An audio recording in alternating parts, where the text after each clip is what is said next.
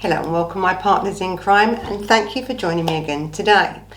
As you can see, I'm back in my other part of where I have to do this because my office is being packed away and moved around and all different stuff being done in it.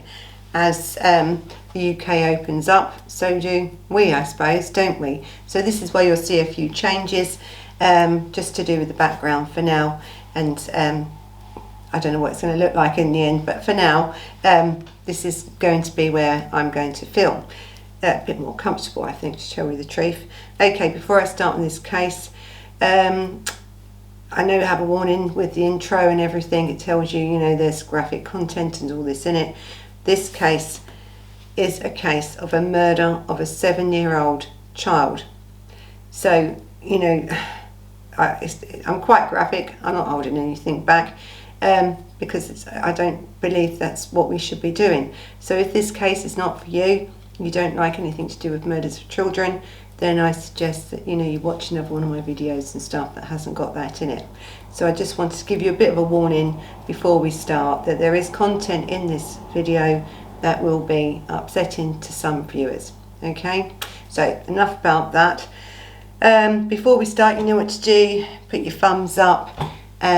You know, subscribe, hit the like button, which this thumbs up is. You can hit the bell button, and you can also follow us on Instagram and on Facebook, and you can hear this case at some point on Spotify once I have time to do it. So now we've done all the housework parts of it, let's get on with this case. So the case today is a harrowing, really, and it's a terrible, terrible murder of a young 7-year-old child. Now, this murder took place actually on the 8th of October 1992, and this is in Sunderland case in the UK, Tyne and Wear actually in Sunderland, and it's unsolved. So that means that out there somewhere there is a child murderer. So as we go through, I think the thing is with this case, it's unsolved, but it's had a lot of stuff in it. You've had people arrested, people got off, you know, acquitted, other people questioned, no, you know, but no one, I think since 1994, has actually been charged with this murder. So I think the best thing to do is let me just take you through a bit of a timeline of this case before we really go into it. So on the 8th of October 1992, Nikki Allan's body was discovered really in blood-stained. It was just terrible in this derelict building, and literally you could see where she lived from there, and she was found in the basement of this burnt out building, but we'll go into that in a bit more. Now, Nikki's body had to be identified by her grandfather, and her grandfather was Dickie Prest, and it must have been harrowing for him.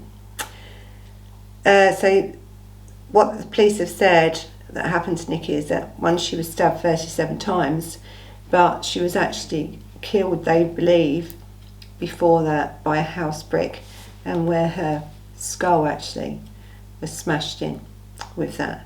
So there was no evidence of sexual assault on this child at all, but this death was terrible. It was horrific. On the 11th of October 1992, a man had already been sort of questioned, and he was released then without charge at that point. On the 12th of October 1992, an artist impression of the man seen in the area with the girl at the time of Nikki's disappearance was also issued, and on the 13th of October 1992, police issued the composite of the clothing and stuff that Nikki was wearing at the time of her disappearance, really, and abduction and murder. And I think the reconstruction was staged as well, so this is to jog everyone's memory. So this was done very, very, very quickly. So from the 8th till the 13th, really, things were done very, very quickly here to try and get some information, get the case out there. This was a very close-knit community. So on the 18th of October 1992, neighbour George Heron was charged with her murder. So on October the 19th, 1992, there was a large police presence which needed to be outside Sunderland's Magistrates Court. And this is when George Heron actually first appeared in the dock for the first time under these murder charges. November the 21st, 1993, the murder case against Heron collapsed, and the judge at Leeds Crown Court, because I think it had to be moved from Sunderland because of people want to kill this man. You know, you have a child murderer, or so they thought, and they moved it to Leeds, and I don't think it was far enough, to tell you the truth, because it didn't stop them. There was a lot of vigilante, but we'll go into that in a little bit longer. But on the 23rd of November 1993, this man now, this really, it was acquitted, because really the case against him, and we've spoken about this case, and I'll go into more detail about this, about police powers, you know, pace. And I think this case highlights really why we have to stick to pace rules to either keep a prisoner, that's someone that is, you know, charged with murder and not being able to release him out on the street, or to make sure that an innocent man isn't being persecuted for a crime that he didn't do. So we'll go into that in a little bit as well. So listen, it was about a 7.5 hour trial, and he was found not guilty, and he had stated that he would never be able to return to the North East, and I think he ended up somewhere else in England, you know, or Wales or Ireland, somewhere like that. He couldn't have, it would have been unsafe for him. So the trial lasted 6 weeks, and he had spent, George had spent about 13 months in custody anyway, waiting to go to this trial on this murder charge, where he was subsequently, you know, really acquitted for, and I'll go into that in a little bit longer. So in 1994, Sharon Henderson, this is Nikki's mum, brings a civil suit against George Heron and charging him really because he'd got away with it in the criminal court. So she wanted, I think it was the grandfather actually, as well, Dickie, that actually funded this civil case against him. And I think the charging him with battery of a child, and it was resulting in her death. Now, I'll go into the differences also after between the difference of a criminal court and a civil court. And I suppose the best known case you'd know for that is the O.J. Simpson case, really. That he'd got away with murder, hadn't he? And then the family then took him to civil court, where he was found liable, not guilty, liable for that murder. So we'll go into a little bit of that, but that was in 1994. So really, that was the last time in this case that anyone was even convicted of anything to do with this murder. But it didn't last long, did it? He was trialled in 1993, and he was out really 1994. That was it. The civil suit then took effect, and we'll go into that in a little while longer. In September 2013, Crime Watch reconstructed and put this case firmly back into the public eye, and it needs to be in the public eye. Even now, you know, when we think this is 2013 and there is other things that's coming up, but is it really in the public eye as much as it should be? We have a 7-year-old child terribly murdered. You know, it just graceful, really, that no one has been caught for this murder up until now. But so, you know, Crime Watch is a great program in the UK, and it done a great reconstruction, and this program did produce quite a lot of leads, actually. Give it that, it did. But unfortunately, no arrests. So in February 2014, Northumberland police, they arrested Sunderland serial killer, and his name is Steven Grieveson, and he was arrested on suspicion of Nikki's murder. Now, he was questioned and bound, and Nikki's mum, you know, she writes to him and asked him really to cooperate with the inquiries and this, that and the other. But the detectives later say, you know, that he hasn't got anything to do with it, and so he was bound, and that was it. He was, you know, and there was no further action taken against Stephen. But we'll have a look why they believe that Stephen may have had something to do with it, and I'd like to know your opinion on whether you think he still might have had. You know, you never know. You never know, because this man is a serial killer. I think he's named like the Sunderland Strangler. So by August 2015, really there wasn't much going on, was there? You'd had a man arrested very shortly after the murder. You'd had him acquitted. You'd had a serial killer questioned. You know, this is hope for this mother. This is hope for this family, that something's going to, you know, this child is going to get justice. No, and then nothing happens with him. He's released without charge. Then 2016, sort of different things were coming out. You know, we've got DNA now. You know, the advances in DNA even in 2016 were a lot better. You know, amazing to what they were in 1992, 1993 time. So there was lots of things going on. But she did in 2016 release, or she launched really this online petition urging the Northumberland police to carry out really much more thorough investigation. I think she wanted a review of this case, because you're talking about policing in 1992-93 time. It's not the same as it is today. It's not the same as from 2015, 2016 to what it is today. So she was right, and I think 500 people signed that petition to really sort of get behind her. But the thing is, if there's no evidence at that point, or they didn't know there was any evidence at that point, it's difficult, isn't it, to reopen a case when there isn't anything. But then they found, I think, 2018, they found DNA. So it was 2017. The Northumberland police had this dedicated new forensic team, and they said that they had found DNA, an unknown male's DNA on Nikki's body. So, you know, and I always say to you, when someone's stabbed, you know, 37 times, bashed over with a brick, there's evidence there. But in 1992, 1993, it would have been very difficult to get that evidence.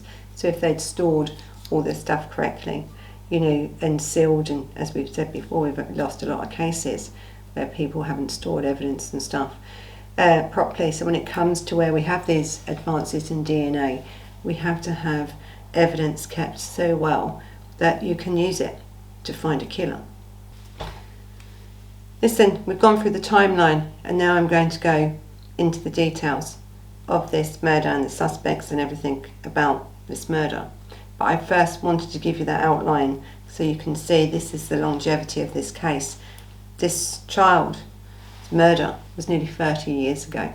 We're now in 2021, and no one yet has been brought to justice, really, for the murder of this child. So this is the case of Nikki Allan, the 7-year-old child, brutally murdered in 1992. So in 1992, in October 1992, the night of this happening, you had Nikki and her mum and her siblings, and we'll go into their ages and stuff in a minute, at the grandfather's house of where she lived. Now, he lived the floor above her.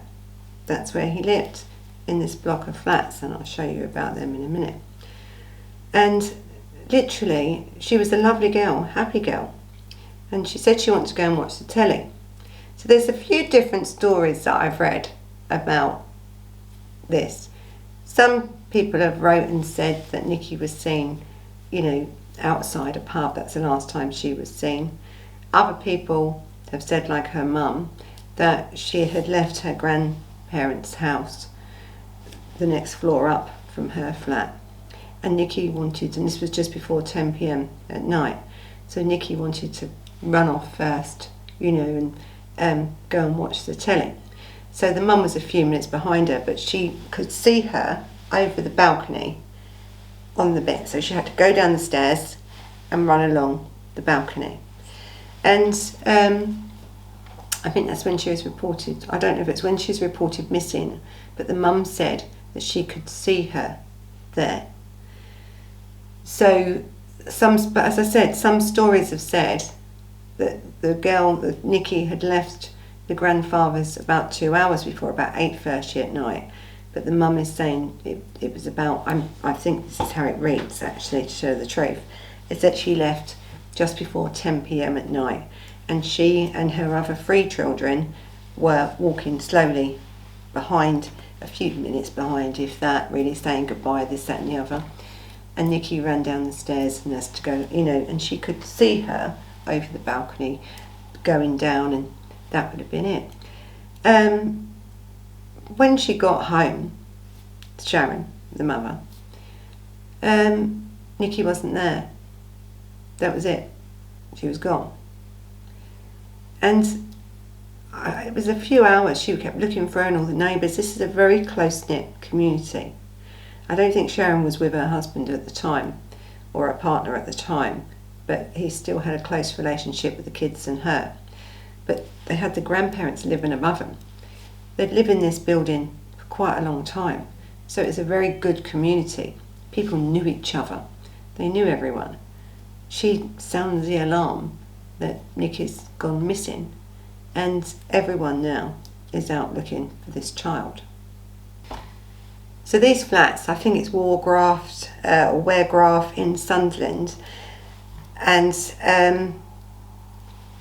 I think I've got a picture of it, but the flats have been pulled down by then because they're quite old. I mean, this is a very old case really when you think about it, isn't it? So, and right opposite them flats, you could see an old sort of warehouse really. And Nikki's clothes were found, I think the next morning, about 10 a.m. Her coat and her shoes, not anything else, she was fully clothed actually, but her coat and her shoes were found outside the building.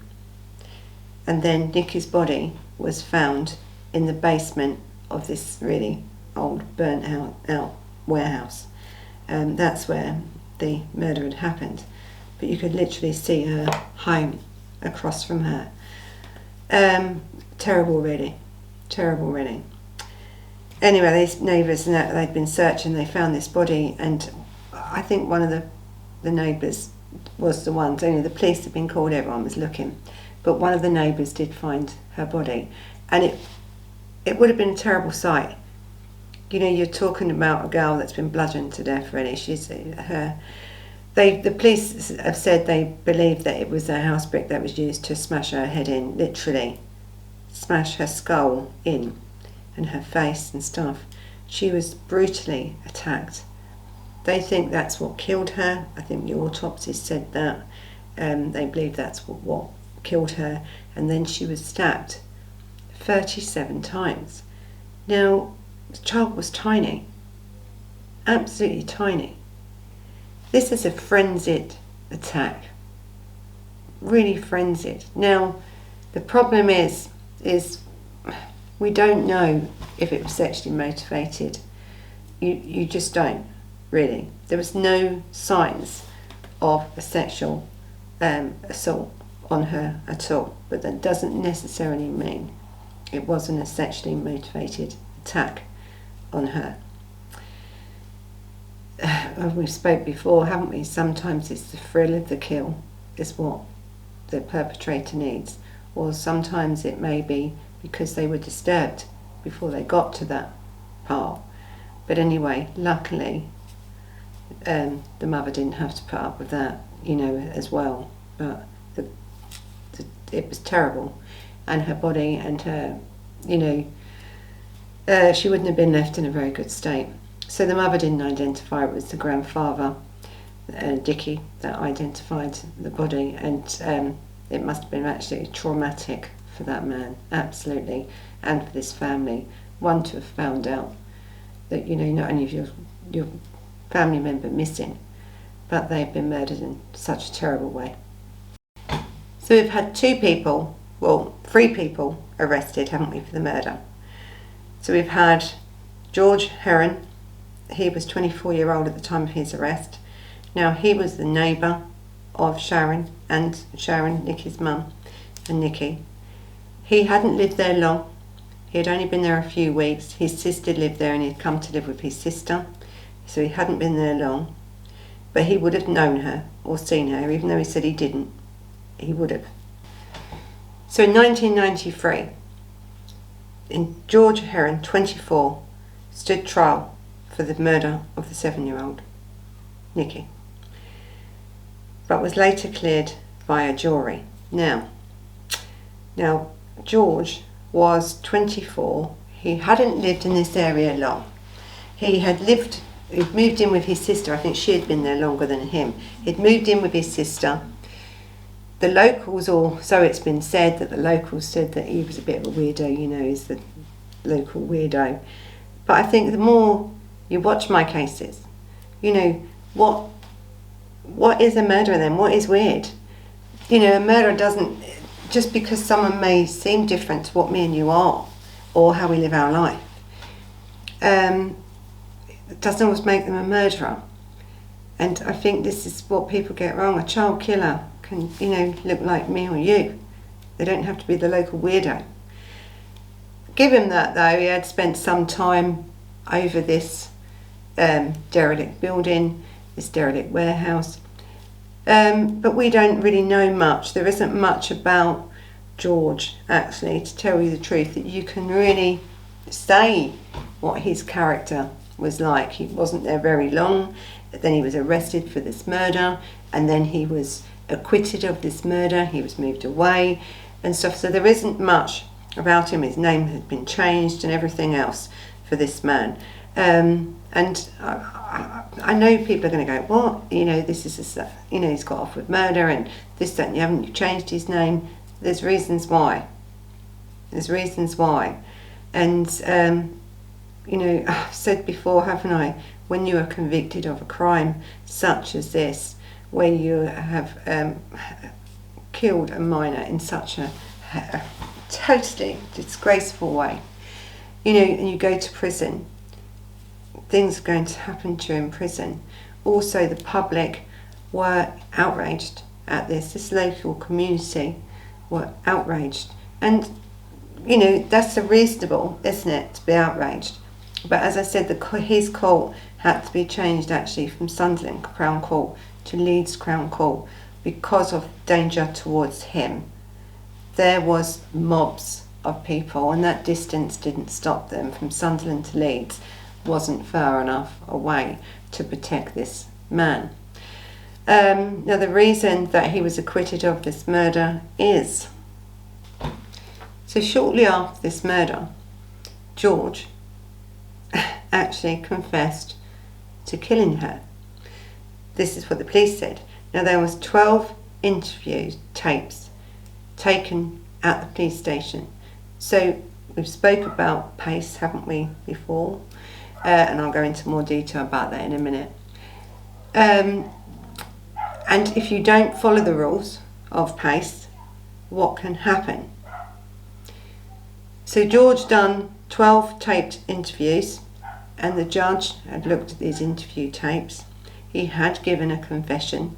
They said that a man was covered in blood, and they said they had found, this is what the police are saying, they had found blood spatter on his shoes and stuff like that. Okay, so the evidence, if this was him that killed this, would have been there. So the trial judge had refused to allow 7 out of the 12 taped interviews with George, because he says they were inadmissible because the oppression, he was put under a lot of pressure. We don't know. I haven't heard these tapes. We can't get hold of these tapes. Wouldn't it be lovely if we could? But we can't. Okay, so you can say, now, police powers and stuff come out in 1984. All right, Police and Criminal Justice Act come out in 1984. So they were quite aware of what they had to do, these police, under these rules. And when you interrogate someone, or interview is the actual word that should be used, there's a process to that. You cannot put words into someone's mouth. You can't threaten, you can't, we don't know what went on. But if 7 out of 12 of these tapes were not admissible in court, and actually the judge had said that, and he had criticised these police officers and the police force actually for their handling of this case, and especially their handling of George. and misrepresenting evidence. So listen, the law's the law. If someone took you off the street and said, because you look a bit weird, that you've murdered someone, and then took you in to the police station and questioned you, I mean, this man's handed himself in. Now this man, and we have a lot of people that do false confessions, because he could have been a bit slow, he could have had learning difficulties, we just don't know, right? He was 24, he'd moved in with his sister, he's now gone into a police station and admitted murder, or so they say. Then these tapes must have been awful, being interrogated by these police officers. And then they try and take it to court and the judge literally throws it out, all right, because of the way the man was treated and that they were absolutely really, you know, the evidence wasn't used how it should have been used. If you're going to have evidence, it's got to be the right evidence, because if you're going to convict the wrong man, there's still a killer out there. And this is the problem with this process. That's why it's there. It's there because you don't want to lose a case because of what your actions when you're investigating a crime. It's really important, that point. And we've seen this in Christopher Halliwell's case that I done the other day, where we spoke about pace and we spoke about the interview techniques that they'd done there. It's really important that these interviews are done correctly and that the evidence is, collected correctly, evidenced, properly done, so that if there's any comeback on it, you've done the process right, and then you don't have, cases like this that are dropped. I think the two cases actually, in this case, these two cases cost around £10 million. 10 million. And really, for what? Because there's still a murderer out there, isn't there? Okay, so the Police and Criminal Evidence Act 1984, PACE for short, and it's a code of practice, right? That the police and the police powers, or the code that regulates the police powers and protects the public's rights. Because you have rights. Because if you're innocent of a crime, you do not want to be told that you're guilty and be forced into making statements by police that should know better. And so it's there to protect. That's what it's there to do. Everyone's rights. Everyone's rights. So that's the code of practice. Now, listen, I always say to people when they're arrested, you could be in there between 9 and 12 hours. And I'm not just talking about murderers, I'm talking about anybody. If you're arrested for something and got mental health or you need something else, you could be in there for 17 hours. Give yourself something to do. Ask for the Code of Conduct book. Sit there and read it so you know your rights. You have the right to go to the toilet, you have the right for water, you have the right for fresh air, you have the right to be treated with respect, and you have the right to have not people pressure you into saying things that are not true. And that's a really important part of the Criminal Justice Act 1984 of PACE, is to protect your rights, literally. But what it does, if you breach them rules, people can literally get away with murder. So look, PACE codes of practice, they cover stop and search. There's loads of issues with stop and searches, as we all know. Arrest, detention, investigation, identification, and interviewing the detainees that you've got. So interviewing on how long you can keep them, what you can say to them, this sort of thing. Making sure it's taped, making sure you don't have questions that they can't answer, or you're giving them the answer. You have to be really, really careful, really, really careful. And unfortunately in 1992, this was still going on quite a lot, because a lot of cases I've done in the 90s have come back unsafe, haven't they, really? We've done them on here, haven't we? There's many that's been unsafe, or people have been convicted of a crime that they didn't do, and then the perpetrator, who's still out there, is out there killing other people, and an innocent man sitting in prison. It happens a lot. So listen, this is why he was then, allowed free. because his confession that he made to the police was ruled inadmissible as evidence, and the judge at the trial cleared him of all the charges. That was it. That was it. And I think now he went to I think the grandfather, Nikki's grandfather and mother, took him then to civil court. Now we've seen this before, haven't we? O.J. Simpson, right? He went to criminal court, and in criminal court he was found not guilty by jury. A little bit different from this case. This case was then squashed really because of other things. But O.J. Simpson's trial was, he was found innocent by 12 jury. It was a jury trial. Can't argue with that.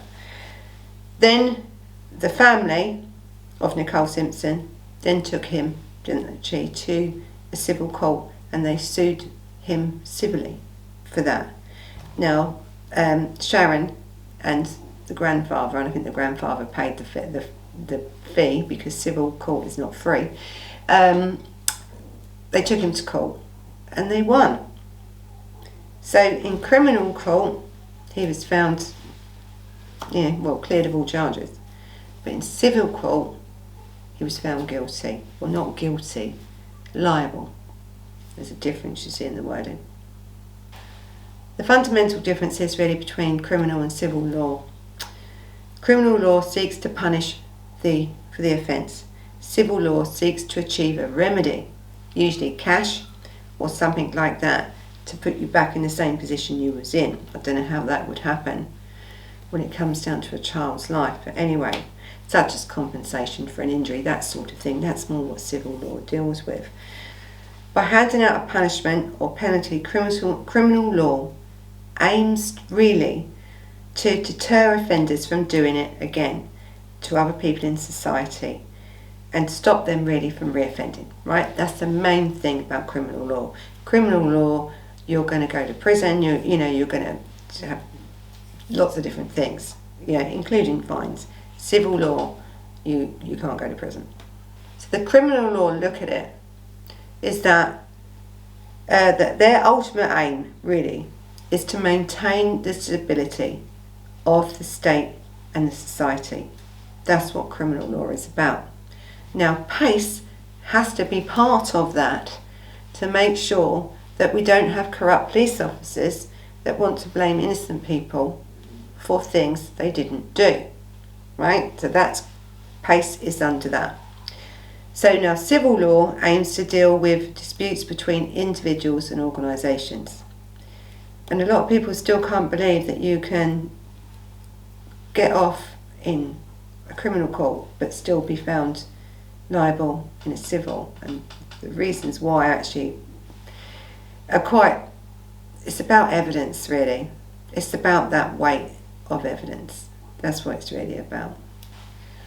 So the decisions in criminal court will either find you guilty, won't they, or innocent. Guilty or not guilty. That's what they say. That's it. And in a civil court, you are liable or not liable. So the outcome of civil cases where one party is found liable is usually awarding the compensation, where for a criminal case, a guilty verdict means conviction and punishment in the form of a custodial sentence, fine or community service. So that's your general difference. And you need to understand this to see why they've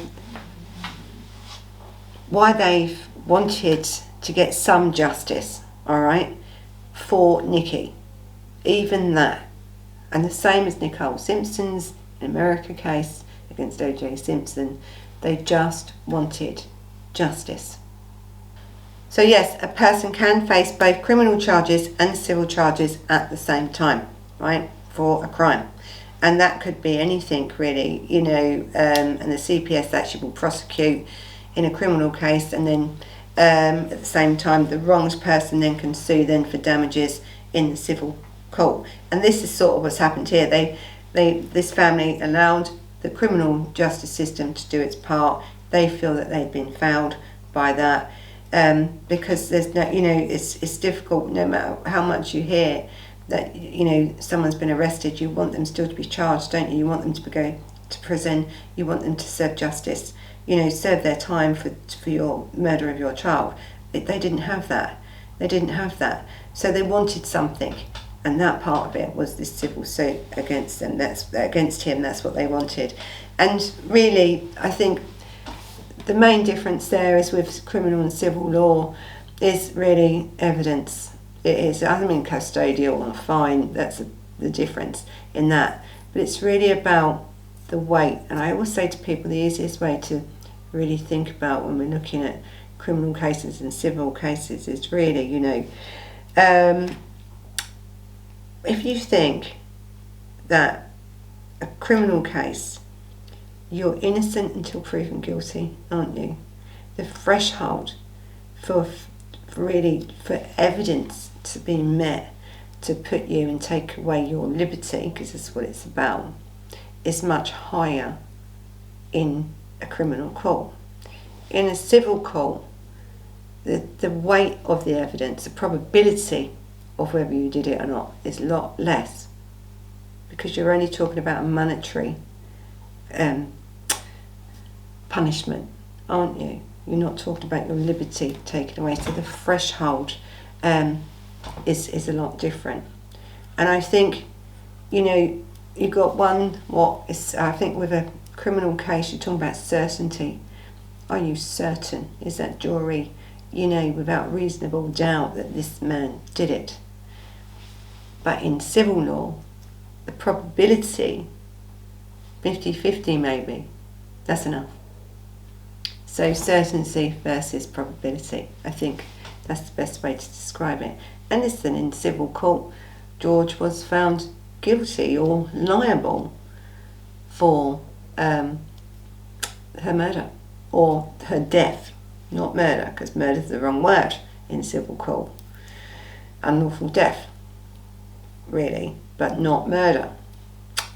So yes, he was. And he was fined, and you're going to go mad when you hear this, he was fined £7,000. £7,000. And I think up to date, when I've checked, no, he hasn't paid a penny of it, really, at all. Because he believes he's innocent, and he believes everything was falsely done against him.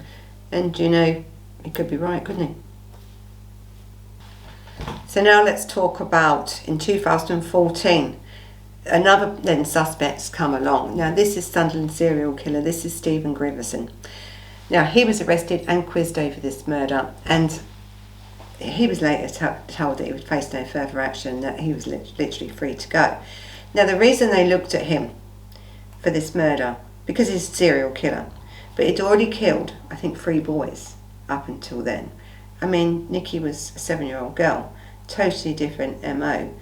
On the face of it, when you first look at it, he was totally out of his MO. But then I think he killed 4 teenage boys in a series, and he was committed between 1990 and 1994. Nikki's death was 1992. So again, in this area, he was from Sunderland, where she was from. Serial killers are serial killers. So I think with him, so he was convicted of 3 counts of murder for 3 different boys in Leeds Crown Court. He was handed a life sentence actually on the 28th of February 1996, and he was recommended to serve 35 years. No, not even a whole life term for taking these lives. Really? Anyway, and that's even though before he could be considered by the Home Secretary for a release. But listen, I'm going to talk about other things later on in different cases. Really he could be out, couldn't he? Really? We've had worse than him being allowed out. But anyway, in October 2013, Grieveson then was convicted of the 1990 murder of 14-year-old Simon Martin. He killed Simon. His MO was that where he usually strangled, right? That was his thing. That's why he's known as a Sunderland Strangler. He strangled them, and he usually strangled boys. But he is a serial killer. So serial killers, are not always caught, are they, for the crimes they've done. So he could have been up for this murder. even though Nikki was 7 and she was a girl, it was the way that she was beaten and stabbed. Very similar to this case of Simon Martin. Very close connection. Really. MO's very similar. And that's what I think police thought when they interviewed him. There was no evidence. Of course there wasn't against him, so they had to release him.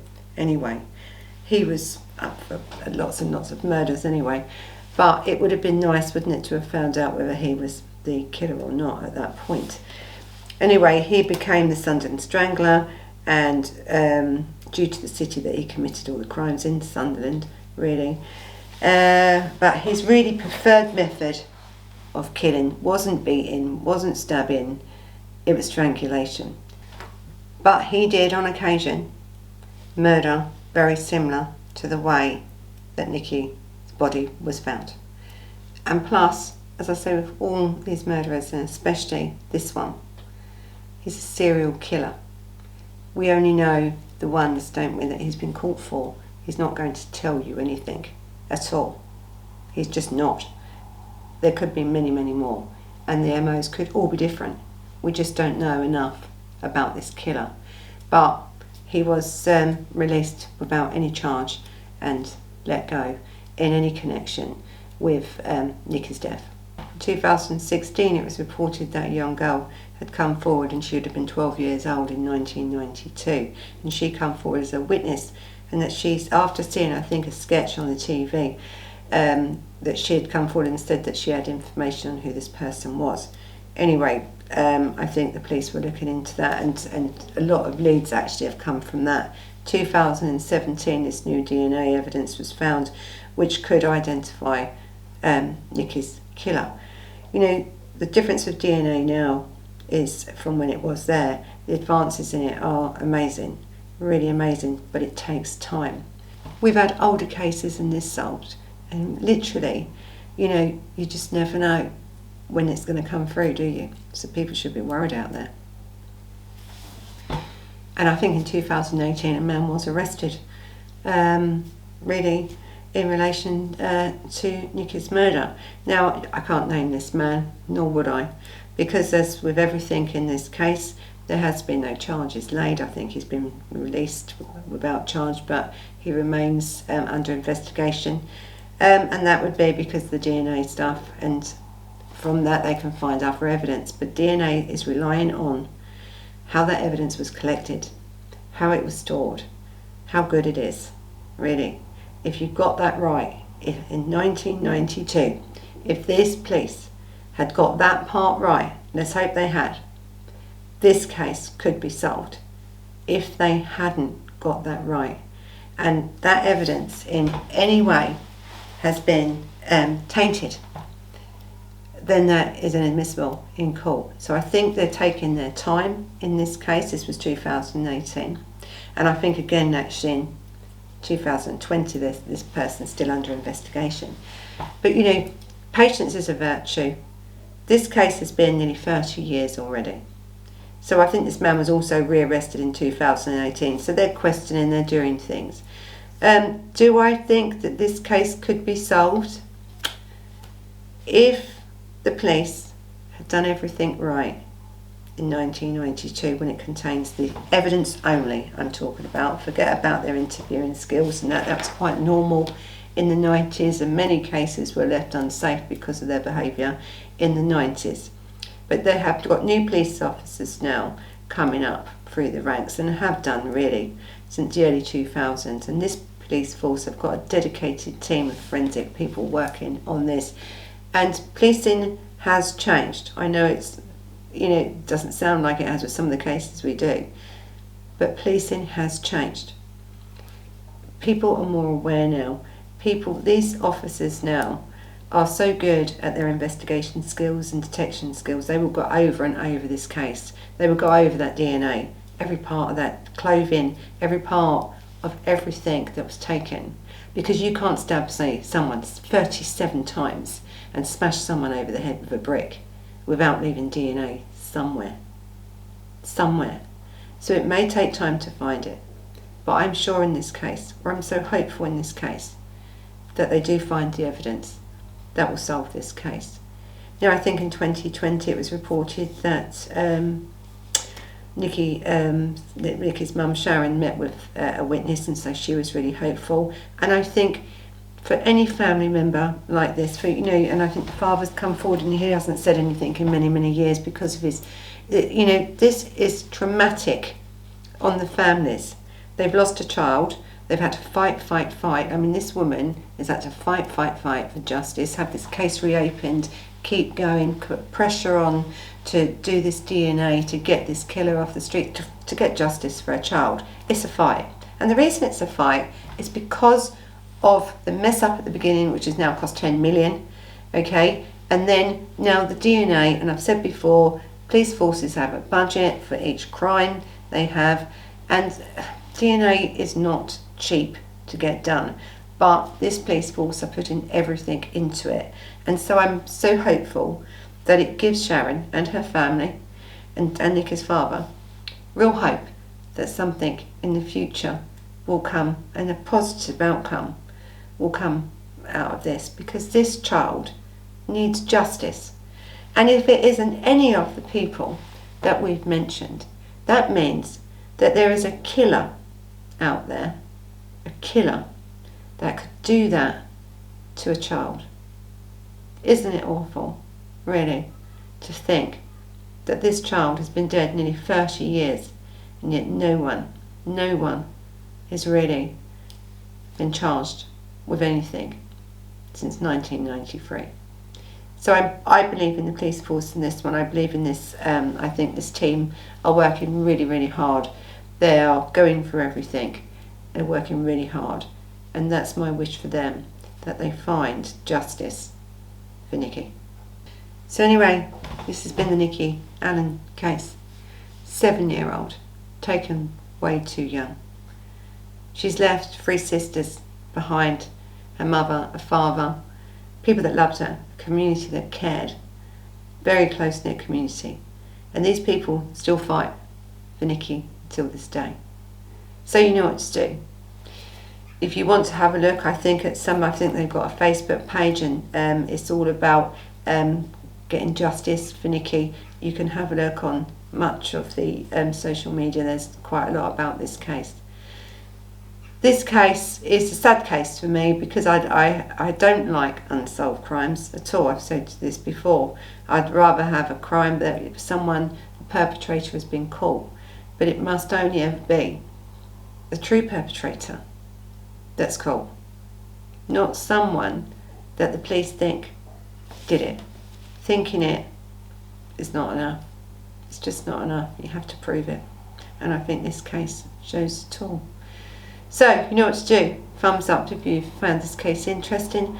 You can hit the subscribe button.